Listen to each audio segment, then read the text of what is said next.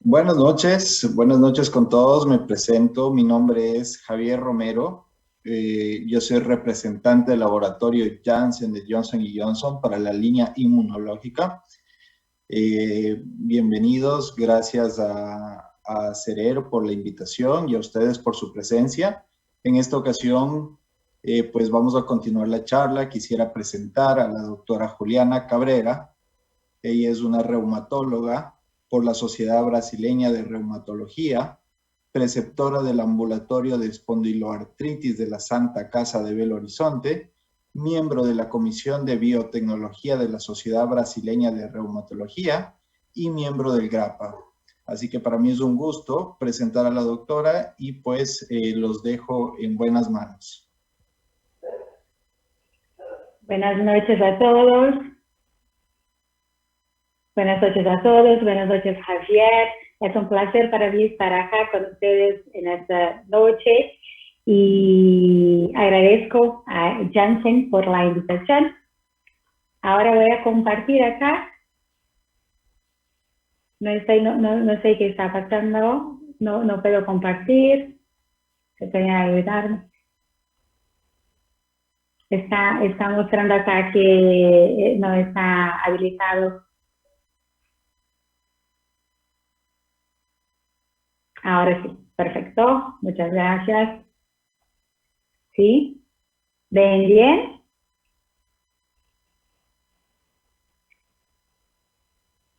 Muchas gracias.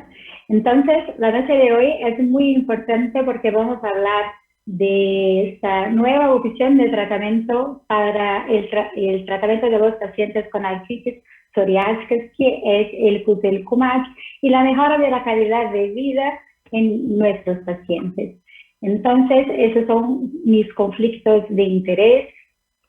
Y podemos recordar que antes del año 2000, el diagnóstico de la artritis psoriásica era un diagnóstico devastador porque no teníamos muchos medicamentos disponibles para el tratamiento de nuestros pacientes. Después, en mediados del año 2005, ya tuvimos la aprobación de etanercept y desde ahí varios biológicos. Y por último, en agosto del año pasado, de 2020, tuvimos en Brasil, por primer país del mundo, la aprobación del Guselkumab para el tratamiento de la artritis psoriásica y psoriasis. Entonces, fue por eso que Janssen me invitó para hacer esa charla hoy y compartir un poquito de mi experiencia con ese tratamiento.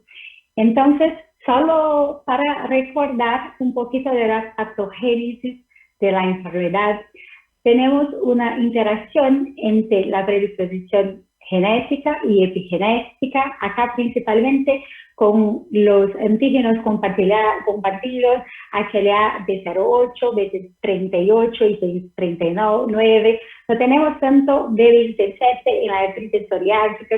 Solamente un cuarto de los pacientes y principalmente los pacientes con compromiso axial tienen el B27 positivo. Esos cambios genéticos asociados al estrés mecánico y también a la disbiosis intestinal activa las células dendríticas, haciendo la liberación de la interleuquina 23, que recluta una respuesta TH17, que por último va a hacer la liberación de interleuquina 17 e interleuquina 22, llevando a inflamación, a pérdida ósea y a proliferación ósea. Entonces, ustedes pueden pensar ahora, pero ¿por qué tenemos otro medicamento que bloquea la interleuquina 23 si ya teníamos ustekinumab que hace lo mismo? Entonces, solo para que podamos comprender la diferencia entre los dos biológicos, ustekinumab es un biológico que bloquea la subunidad P40 de la interleuquina 23, que es una subunidad compartida con la interleuquina 12. Y como vimos, la interleuquina 12 no hace parte de la patogenia de la enfermedad, de la artritis psoriásica. Entonces, Guselkumab es un medicamento mucho más selectivo y bloqueando solamente la porción PCC9 de la interleuquina 23, que es una porción exclusiva de la interleuquina 23. En el día a día que vemos es que ese bloqueo, esa ligación del guselkumab a la interleuquina 23, bloquea la respuesta THTC7 y con eso tenemos una respuesta más rápida do que la respuesta que teníamos con ustekinumab y también una mejor eficacia del tratamiento. Cuando evaluamos los niveles séricos de interleuquina TC7, A, S y PCR, la reducción es mayor de las interleuquinas con guselkumab contra ustekinumab, mayor y más rápida con guselkumab que con ustekinumab. Chicos, estoy oyendo un poquito de interferencia, no sé si alguien está con el audio prendido. Entonces, hoy voy a compartir con ustedes 3 casos clínicos de diferencia. Entonces, esa es una mujer de 53 años, casada, que vive acá en mi ciudad, que se llama Belo Horizonte, trabaja como empresaria y presenta psoriasis hace 23 años y también tuvo un diagnóstico de artritis psoriásica hace 15 años, manifestada por sacroileitis bilateral asimétrica, lumbalgia inflamatoria crónica, entesitis calcánea bilateral, dactilitis y poliartritis periférica, asociada a una psoriasis de difícil control, incluyendo el compromiso ungueal, el cuero cabelludo, nariz, pabellón auricular y genital. Entonces, el tema acá es que como esta paciente es una empresaria, las lesiones principalmente del cuero cabelludo, de la nariz y del pabellón auricular tenían infecciones frecuentes con un olor desagradable y que impactaban negativamente la calidad de vida de nuestro paciente. Esta paciente tiene comorbilidades importantes que son comunes a los pacientes con artritis psoriásica, acá principalmente el síndrome metabólico. Entonces, nuestra paciente tenía hipertensión arterial de difícil control, hipercolesterolemia y sobrepeso. Es importante decir que con el síndrome metabólico más psoriasis y artritis psoriásica, el riesgo de muerte por enfermedad cardiovascular aumenta en por lo menos 4 veces. Acá tenía también una historia familiar positiva para psoriasis. Hizo todos los tratamientos disponibles en el momento, entonces usó varios antiinflamatorios no esteroides sin mejora de la enfermedad. Después empezamos el uso de metotrexato y aumentamos hasta 25 miligramos por semana, sin respuesta tanto de la piel cuanto de las articulaciones. Entonces elegimos etanercept para el tratamiento de nuestro paciente. Acá ya viene la primera pregunta: ¿por qué etanercept? Porque como esta paciente tiene enfermedades hace más de 20 años, era el biológico que teníamos disponible en 2000, en mediados del año 2000, como mostré para ustedes. Entonces, hoy no hace mucho sentido usar etanercept como una primera elección en la artritis psoriásica, como dijo a poco Soriano, porque no es un biológico tan eficaz para la piel y para el compromiso de como uveitis y de enfermedad inflamatoria intestinal. Y acá también nuestro paciente no tuvo mejora, pero tuvo repetidas infecciones, que no es algo común con etanercept, pero pasó acá. Cambiamos entonces para adalimumab con una mejora expresiva, articular, pero con ausencia de respuesta para la piel. Y acá hicimos de nuevo algo que no hacemos más, que es el uso del tercer anti-IgG para el tratamiento de la artritis psoriásica. Entonces, como ahora ya tenemos otros tratamientos disponibles, que son las antiinterleuquinas, sea antiinterleuquina 17 o antiinterleuquina 23, no hace falta usarmos 3 o 4 anti-TNF. Pero en ese momento en ese periodo, necesitamos usar infliximab con una mejora articular, pero también con ausencia de respuesta para la piel, incluso fue peor que el uso de adalimumab.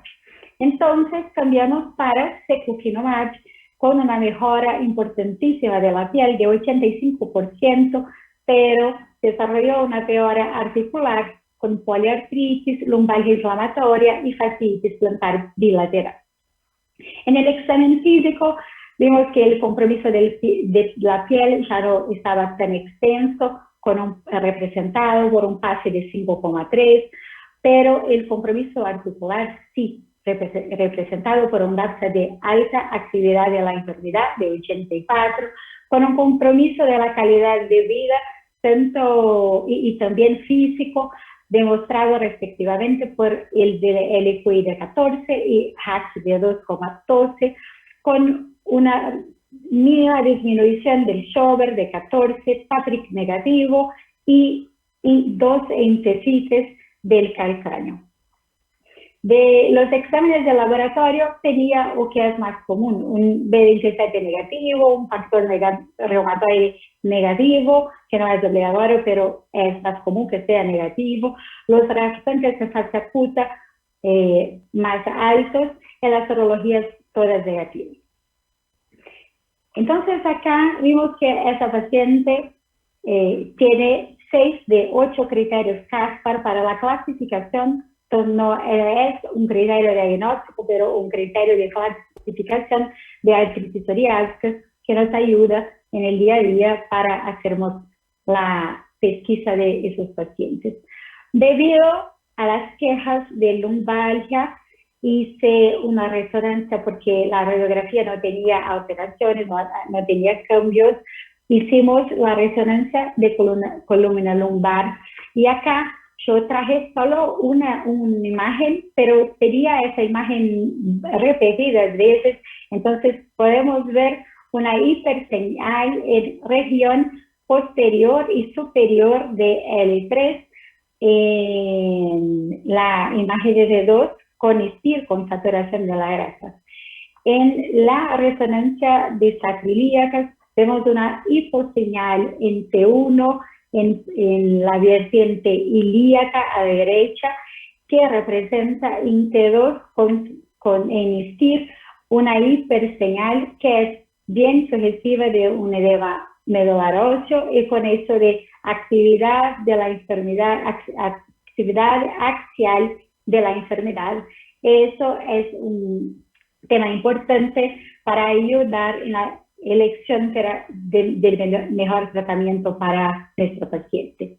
Entonces, cuanto a guselkumab que tenemos de datos, guselkumab fue efectivo para el tratamiento del compromiso axial de nuestros pacientes, demostrado por 2 estudios, básicamente el Discover 1 y 2, con una mejora, una reducción de BASAI de por lo menos 40%, y acá no hubieron diferencias entre la dosis de mantenimiento a cada 4 o a cada 8 semanas. También por lo menos 17% de los pacientes lograron una ASDES de enfermedad inactiva ya en la semana 24. Cuanto a la progresión radiográfica, tenemos los datos publicados y ahora un póster también ya en la 30ª semana, y acá es el único dominio en lo cual hubo diferencia en la dosis de mantenimiento de 4 o de 8 semanas. Entonces, evaluamos la progresión radiográfica por los cambios del score Sharp y Van der Heij, y hubo una disminución más expresiva de la progresión radiográfica con la dosis a cada 4 semanas. Y recientemente fue publicada ese póster en Neular con los datos de la semana 6, entonces también con una diferencia, con una reducción de la progresión radiográfica más expresiva con la dosis a cada 4 semanas contra la dosis a cada 8 semanas y obviamente contra el placebo. Por eso, la postología y la forma de administración de Guselkumab, nosotros tenemos dos opciones. Entonces, hacemos la primera dosis ahora, la segunda dosis después de 4 semanas, y podemos elegir entre la dosis de mantenimiento a cada 4 o a cada 8 semanas. En la duda, solo es liberada la dosis a cada 4 semanas si el paciente tiene un compromiso axial. Y como esta niña paciente tenía un compromiso axial, factores de malo pronóstico, y ya había hecho todos los tratamientos disponibles, acá yo tenía dos opciones: o cambiaría el secukinumab por ixekizumab, o cambiaría para un biológico inhibidor de interleuquina 23, sea ustekinumab o guselkumab, pero como tenemos los datos superiores de guselkumab, yo elegí guselkumab. Acá en Brasil ya tenemos el autoinyector, pero en algunos países tenemos solamente la jeringa. Entonces, esas son las lesiones del pabellón auricular de mi paciente. Y después de 3 semanas de uso de Guselkumab, las lesiones casi desaparecieron. Y el más importante es que esta paciente desde el comienzo del tratamiento, no tuvo más infecciones. Cuanto a compromiso ungueal, vemos acá que esta paciente no tiene tanto compromiso ungueal, pero con 3 dosis tampoco tiene mejora acá, porque sabemos que el compromiso ungueal es más difícil y lleva más tiempo para empezar a mejorar. Cuanto al cuero cabelludo, tenemos ya con 3 semanas una mejora importante del tamaño de la placa de psoriasis.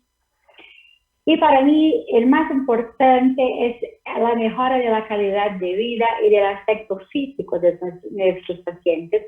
Entonces, Guselkumab ya en la semana 24 demostró una mejora de HAQ, entonces demostrando una respuesta funcional, y esto aumentó hasta la semana 52. Y con la mejora también de la calidad de vida demostrada por el análisis de SF36, que es un cuestionario de calidad de vida, pero que también evalúa principalmente la fatiga. Guselkumab demostró también que mitad de los pacientes tuvieron resolución de interstices ya en la semana 24, y al final de la semana 52, casi 60% de los pacientes tuvieron la resolución de la interstices. Y el NAC, como dijo a poco para ustedes, empieza a mejorar después de 16 semanas, pero con mejora expresiva a lo largo del primer año. Entonces, lograron ahí un 68% de mejora de NAPSI, que es muy similar a los datos de adalimumab.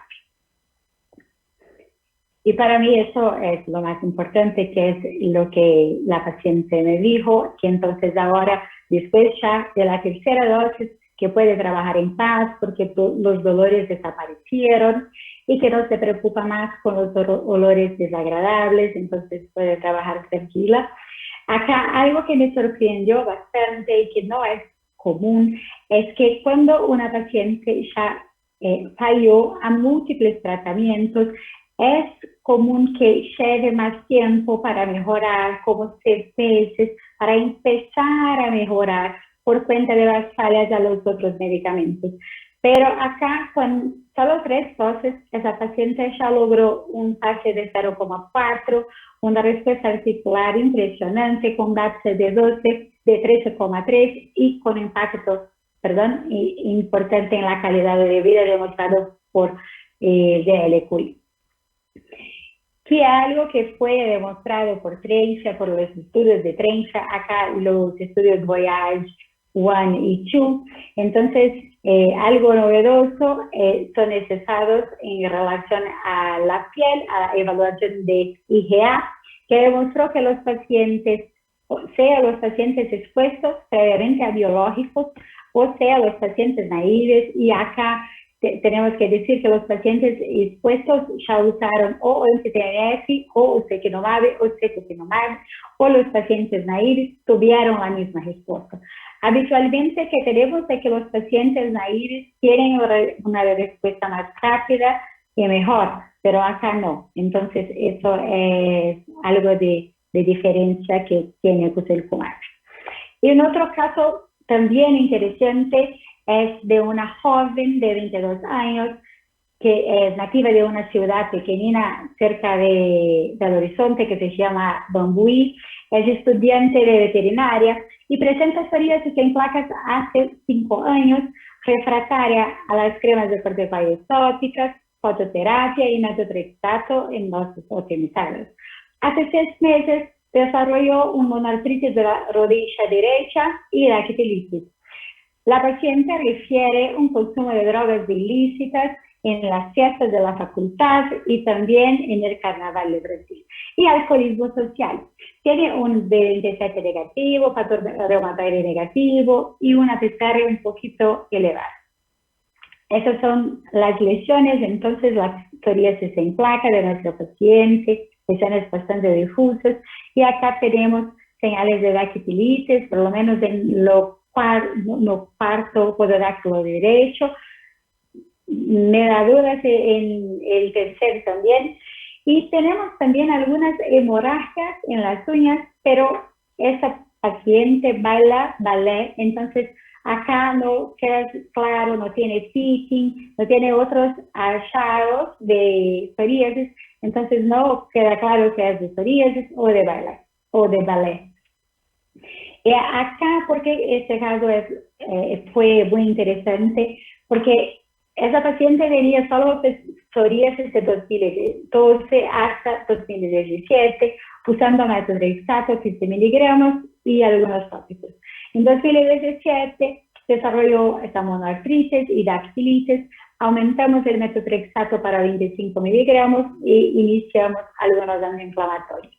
Pero como no hubo mejora, en agosto de 2020 quedó hace 3 años en tratamiento, pero sin una mejora expresiva. En agosto de 2020, con la aprobación de Trencia en Brasil, empezamos Trencia y en apenas 2 meses alcanzó el NDA, o sea, una remisión la remisión más importante que queremos lograr. Entonces alcanzó el MDA de 6 en 7 en apenas 2 meses, cuando fue suspendido el metotrexato. Cuando hablamos de la respuesta, ya hablamos entonces de la respuesta de guselkumab para la íntesis, para la uña, el compromiso unguial y para el compromiso axial.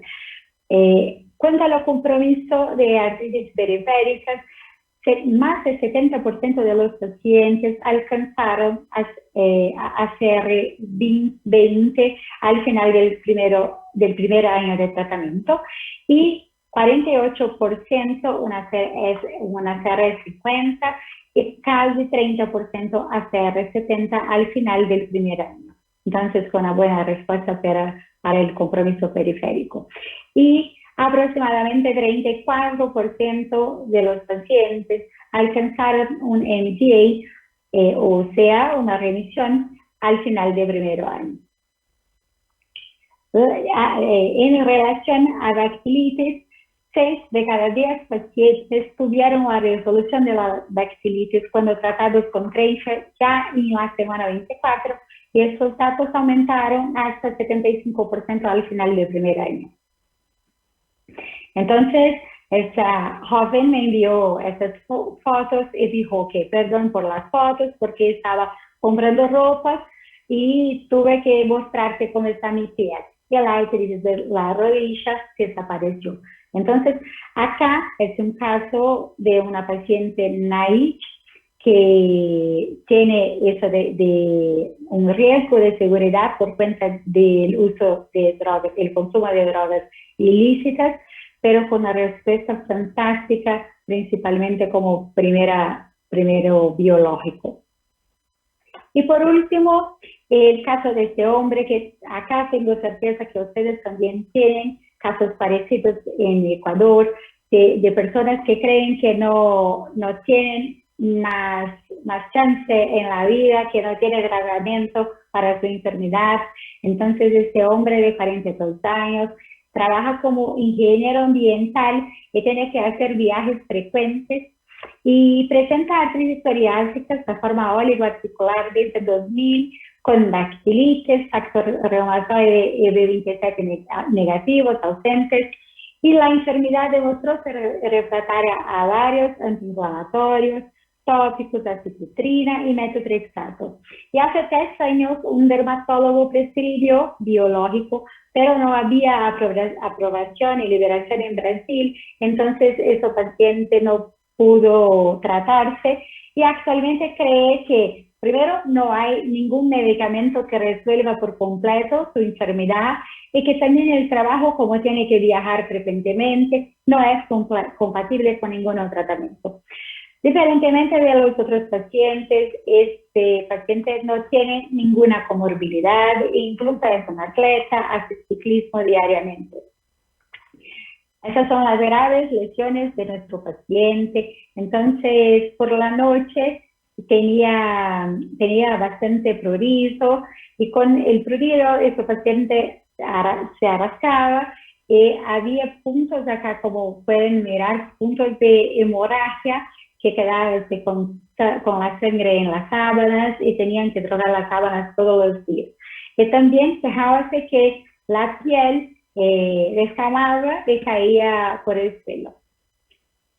Tenía también una psoriasis en área especial de difícil control, la psoriasis de cuero cabelludo, y acá después de 2 dosis, o sea, la dosis de inicio, con 1 mes de tratamiento, ya no tenía más lesiones activas, solo las lesiones hipercrónicas que son un señal de lesiones cicatriciales. Y acá ya con 6 meses de tratamiento, el paciente vuelta incluso adelgazado y dijo que su hija de 9 años lloró cuando oyó sin camisa por primera vez, entonces porque no tenía coraje de sacar la camisa antes del tratamiento, y que ahora, gracias a Dios, su mujer ya no necesita cambiar la sábana todos los días, ni recoger los kilos de piel que caían en el suelo. Entonces, después de la llegada de las interleuquinas, lo que vemos es que las interleuquinas son definitivamente mejores para el tratamiento de la piel, y con guselkumab eso no es diferente. Entonces, acá tenemos los datos de 4 años, con 57% de los pacientes lograron un pase 100 y por lo menos 96% de los pacientes alcanzaron un PASI 75 con una excelente respuesta para la piel. Cuando hablamos de seguridad, que es algo muy importante en nuestro día a día, porque con nuestros pacientes inmunocomprometidos tenemos más riesgo de infecciones, muchas veces de neoplasias. Entonces, con guselkumab no hubo ningún evento adverso nuevo comparable con placebo, e incluso están estudiando el uso de guselkumab para el tratamiento de Crohn. Entonces, es posible que no vamos a tener ningún tema, ningún problema con esto. Entonces, esos son mis casos que vení hoy para compartir con ustedes, y ahora quiero que estén bien aguantados para hacer las preguntas. Muchas gracias.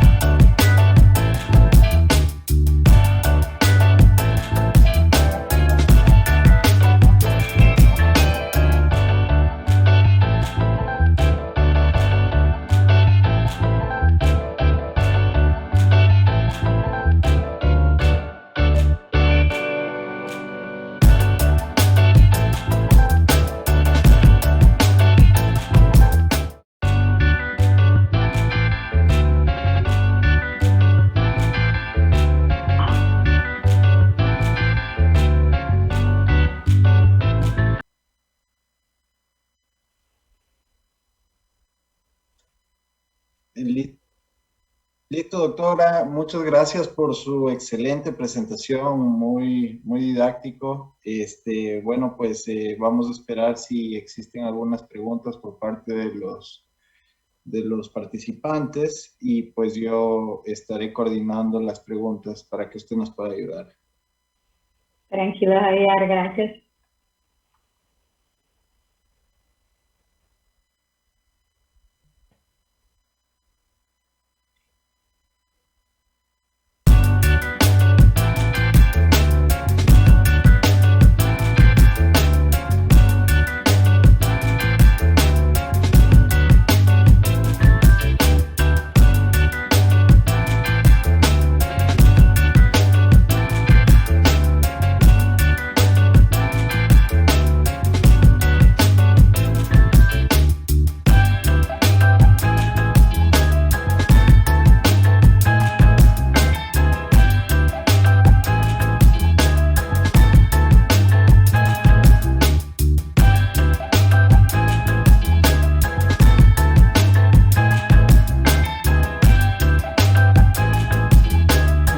Listo, doctora. Tenemos por acá una pregunta de algún participante. Nos dice, ¿cuáles son los efectos adversos con el uso de Trenfia?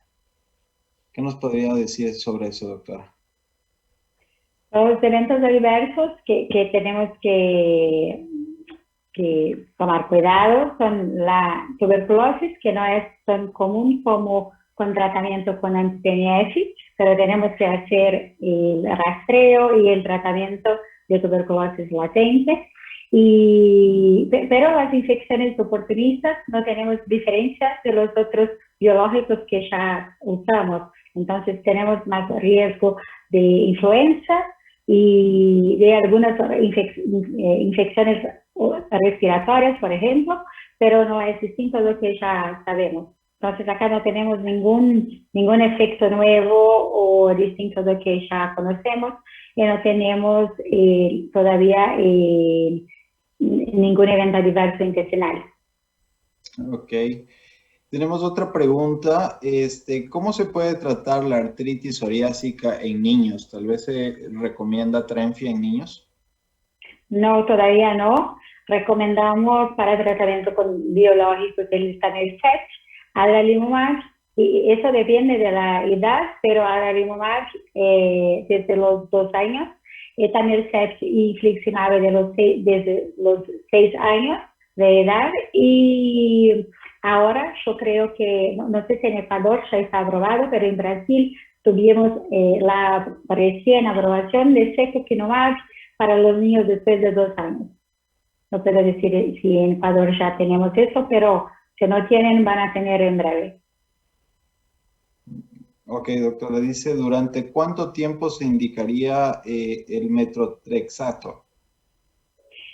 Como todos los demás, indicamos por 3 meses.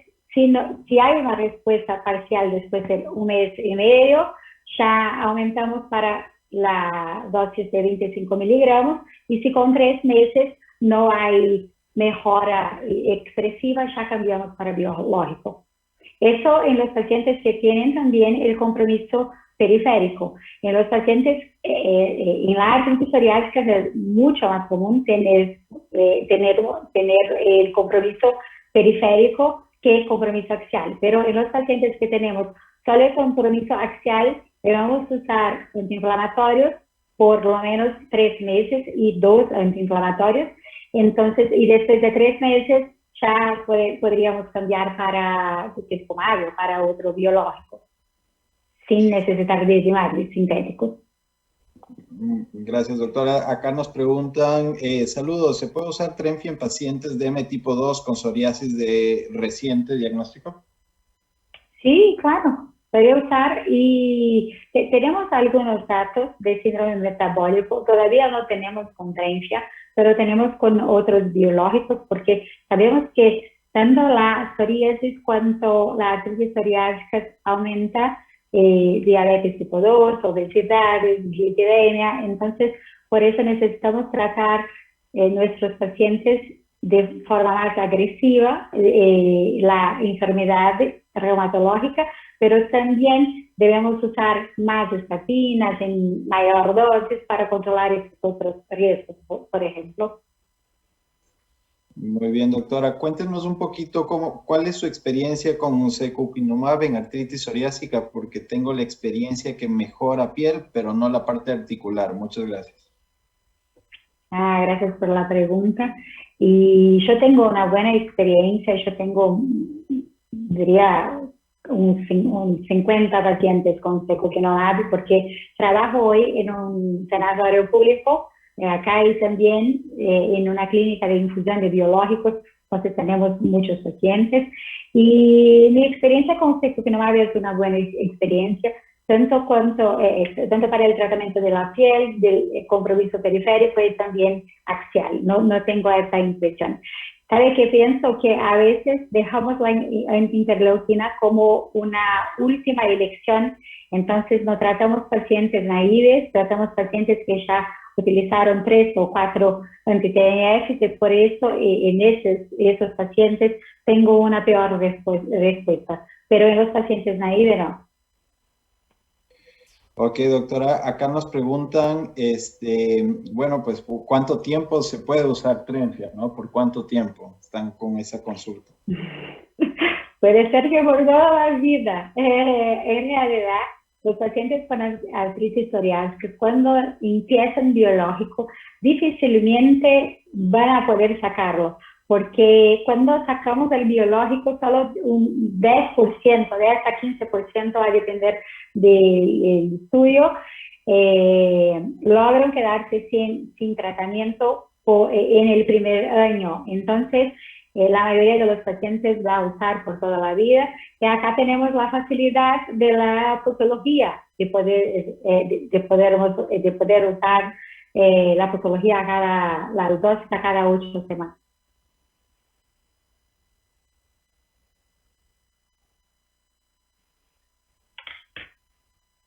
Perdón, Javier, no tengo más. Perdón, ahí estoy. Ya, tenemos otra pregunta que acá dice, un paciente con artritis psoriásica tratada con metotrexato 1 miligramo semanal más osteoartritis de ambas rodillas y cadera puede progresar a espondiloartritis axial. Javier, perdón, voy a leer acá porque no te oí, no sé qué pasó acá, solo un segundito. Ok. ¿Es eso de un pite con artritis psoriásica que preguntaste? ¿No? Sí, exacto, dice artritis psoriásica, un paciente con artritis psoriásica. Tratado con metotrexato 1 ml semanal, osteoartritis de ambas rodillas y cadera puede progresar a espondiloartritis axial. ¿Qué experiencia se le puede presentar con caso raro de artritis psoriásica o complicado? Bueno, sí, puede progresar. ¿No?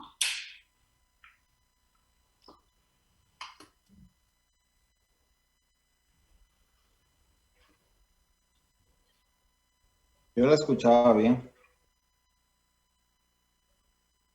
Vamos a intentar así. ¿Me escuchan bien o no? Todavía no. Yo sí la escucho, doctor. ¿Sí? Sí. Perfecto.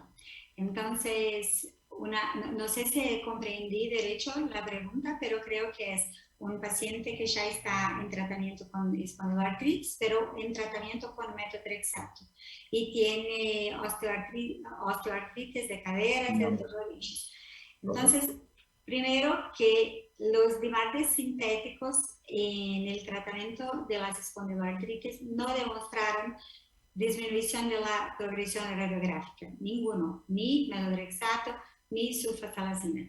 Entonces, solo los antiinflamatorios y los biológicos, acá tenemos los datos, por ejemplo, los anti-TNF también no demuestran siempre la inhibición de la progresión radiográfica, solo cuando el diagnóstico es temprano y el tratamiento es temprano, o después de 4 a 6 años de uso continuo de anti-TNF. Entonces, no tenemos esos datos con metotrexato. Entonces, es posible que en un paciente con espondiloartritis y en tratamiento solo con metotrexato tenga una evolución de la enfermedad. Ok, doctora. ¿A eso? No sé si comprendí bien. Yo creo que la respondió bastante bien, doctora. De todas maneras, tenemos acá de Luis Mejía, nos dice, ¿qué experiencia se le ha presentado como caso raro en artritis psoriásica o complicado, algún caso complicado? Yo tengo, yo diría, unos 4 o 5 casos solo de pacientes con psoriasis paradoxal, que es una psoriasis que ocurre con el tratamiento con anti-TNF. Entonces, por cuenta del anti-TNF, habitualmente es una psoriasis palmo-plantar de difícil control. Hoy en día usamos acitretina y no cambiamos por primer el anti-TNF, y cuando no tenemos la respuesta adecuada después de 3 meses, cambiamos para otro biológico. Entonces, esos son los casos más comunes de complicaciones que yo tengo. Además de algunas infecciones, entonces ya tuve paciente con tuberculosis y también varios pacientes con enfermedades cardiovasculares. Entonces, con infarto, con ABC, eso ya tuve. Perfecto. Acá nos dice, ¿el manejo de los pacientes que presentaron infecciones fue ambulatorio o intrahospitalario? Si es una respuesta muy pronunciada de inmunosupresión, ¿se suspendió el biológico? Sí, cuando tenemos infecciones siempre suspendemos el biológico y solo volvemos después del tratamiento completo. Entonces, yo nunca necesité tratar mis pacientes internados, solo con tratamiento ambulatorial ya quedaron bien, y solo tuvimos algunos pacientes con infecciones fúngicas, no sé si hablo así en español, perdón, pero infecciones por hongos y pulmonares, y que necesitamos de internación, pero eso no con biológico y sí con ciclofosfamida. Ok, doctora. Ahora cuéntenos, si un paciente está con COVID, ¿puede utilizar el producto? ¿Usted lo recomienda? Durante la manifestación, no. Okay. Pero después que el COVID mejora, ahí sí, ya puede, una semana después de la mejora, ya puede retomar el uso de Trencia, por ejemplo. Okay. Y otra pregunta interesante que yo ya voy a hacer y contestar, la vacuna, eso. Entonces, para la mayoría de los tratamientos de la espondiloartritis no necesitamos sacar el biológico para vacunar. Solo con metotrexato, que tenemos que sacar el biológico una semana después de la vacuna, y solo eso. Y para las otras enfermedades intentamos no utilizar rituximab o abatacept hasta que haga la vacuna. Ok, doctora, súper genial. Nos dicen acá, buenas noches, ¿este tipo de medicación no es contraindicado para pacientes con insuficiencia renal? No, no es contraindicado, y también tampoco necesitamos de ajustes de dosis, de cambios de dosis. Dice, recomendación de los glucocorticoides. Glucocorticoides. ¿Qué recomendaciones nos da usted? Perfecto. En la artritis psoriásica solo utilizamos corticoides en inyecciones intraarticulares. No utilizamos corticoides sistémicos por cuenta del riesgo de peora de las lesiones después que sacamos el corticoide. Entonces, es que llamamos de rebote de las lesiones por cuenta del uso de corticoide. En la espondilitis anquilosante, como dijo Soriano, podemos utilizar, pero no hay una buena evidencia científica de que eso tiene una buena respuesta. Entonces, los antiinflamatorios son mejores para el tratamiento de las espondiloartritis. Y acá tenemos que considerar también que más del 60% de nuestros pacientes tienen algún grado de inflamación intestinal, pero solo de 10 a 15% va a tener enfermedad inflamatoria intestinal. Entonces, si pudiéramos no utilizar corticoide o antiinflamatorio, va a ser mejor. Ok. Doctora, acá nos preguntan, ¿se puede combinar a los fármacos antirreumáticos modificadores de la enfermedad con biológicos? Sí, claro. Hay una diferencia importante entre la artritis reumatoidea y la espondiloartritis. ¿Por qué? Artritis reumatoidea es un tipo de enfermedad que tiene más anticuerpos antidrogas. Entonces, si utilizamos obligatoriamente un limarde sintético asociado para evitar esa formación de anticuerpo antidroga. Pero en las espondiloartritis no hay comprobación de que tenemos esa falla de los medicamentos por cuenta de los anticuerpos. Entonces no hace falta usar un limarde sintético, pero no hay problema utilizarlos. En el tratamiento de espondilitis anquilosante yo no veo mucho, yo creo, para mí, mi experiencia no vale mucho la pena porque no tenemos una buena respuesta ni con metotrexato ni con sulfasalazina. Ya para el tratamiento de artritis psoriásica, el metotrexato tiene sí una buena respuesta en la piel, en la artritis. Entonces los dermatólogos sacan todo, pero nosotros gustamos de manejar juntos, siempre biológico, con por lo menos una dosis más baja de metotrexato. El que no tenemos comprobación científica todavía es la asociación de múltiples biológicos. Entonces, dos biológicos o uno biológico y uno inhibidor de JAK, y eso no tenemos comprobación. Muy bien. Doctora, acá nos preguntan si se requiere un ajuste en pacientes con insuficiencia hepática. No, también no. De glucosilcomalia no necesitamos ajustar las dosis, no. Ni para paciente obeso, ni paciente con insuficiencia hepática, ni insuficiencia renal, no. Claro, bueno, acá nos preguntan en el caso de COVID persistente, ¿cómo debemos manejar glucosilcomalia? Pero usted nos decía que, claro, había que esperar a que ceda un poco los síntomas, ¿no? Yo creo que se respondió a esta parte. Yo no sé si eso de COVID persistente están pensando en los síndromes de fatiga crónica después de COVID. Entonces, lo que yo pienso es que después de los 14 días de COVID o después, si el paciente necesitó tratarse internado, después que salga de la internación, ya puedo empezar a tratar la enfermedad reumatológica, porque tenemos que considerar que la enfermedad reumatológica también aumenta la mortalidad, que la inflamación también trae fatiga, que trae implicaciones en la calidad de vida de nuestro paciente. Entonces, yo creo que es mejor empezar el tratamiento más temprano posible.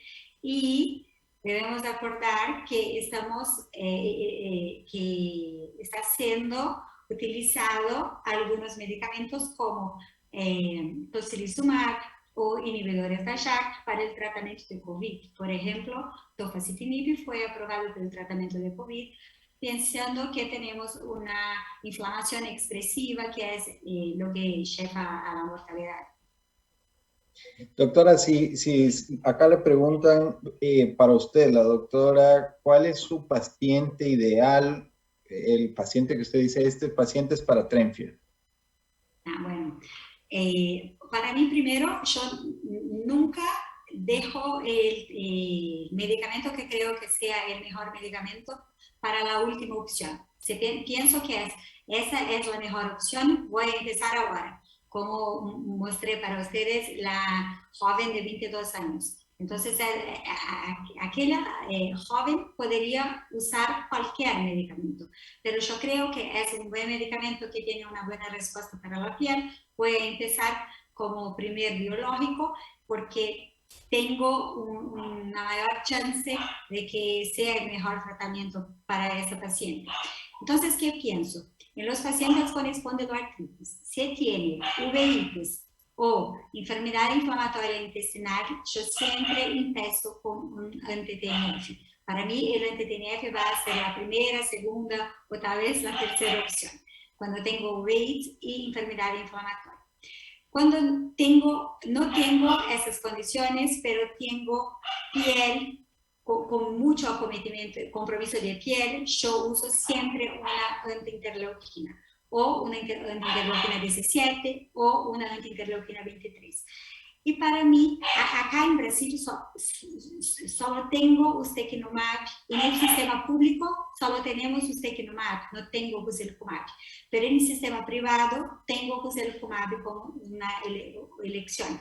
Entonces, en el sistema privado, utilizo guselkumab. No veo más necesidad de utilizar ustekinumab porque tiene una respuesta más lenta y no tan buena cuanto guselkumab. Pero en el servicio público yo tengo que usar ustekinumab. De entre cualquier antiinterleuquina 23 o antiinterleuquina 17, ¿qué hago? Si tengo un compromiso axial muy expresivo, empiezo con la interleuquina 17. ¿Por qué? Solo porque no tengo datos suficientes para decir que esa respuesta de Trenchia que mostré para ustedes va a continuar a lo largo del tiempo. Entonces, tuvimos la publicación del estudio Maximize en 2020, que es un estudio de secukinumab, demostrando la mejora de la progresión axial. Cuando evaluamos los estudios de ustekinumab y de risankizumab de AbbVie, no tuvimos la mejora de la progresión radiográfica. Entonces, esos datos de Trenchia son innovadores, son novedosos, son algo que necesitan de más estudios, pero yo creo que en pocos años vamos a poder usar o Trenchia o antiinterleuquina 17. Pero si el compromiso axial no es tan difuso, que es lo más común en los pacientes con artritis psoriásica, no hay diferencia en utilizar secukinumab o ixekizumab o guselkumab. Entonces, siempre elijo uno u otro. Y tenemos ya te lo juro que paro de hablar, que tenemos dos lados distintos. Entonces, hay un estudio comparando ixekizumab con guselkumab, que es el estudio Ixora, y tenemos el estudio Eclipse de guselkumab con secukinumab. En el estudio con ixekizumab fue un estudio solo de 12 semanas, entonces fue algo que hicieron para mostrar que ixekizumab fue más rápido que guselkumab. Entonces, en 12 semanas la respuesta de la piel fue mejor con ixekizumab. Pero en el estudio Eclipse de secukinumab contra guselkumab, a la semana 48, guselkumab fue mucho superior que secukinumab en análisis de PASI 100 y PASI 75. Entonces, yo creo que la respuesta de la piel va a ser superior, pero necesitamos de más datos. Claro, doctora, muchísimas gracias por sus respuestas y su charla. Creo que hemos respondido todas las preguntas de los participantes, así que ya no tenemos más preguntas. No queda más que agradecerle por su increíble charla. Yo que tengo que agradecer, yo que agradezco. Una buena noche a todos. Buenas noches.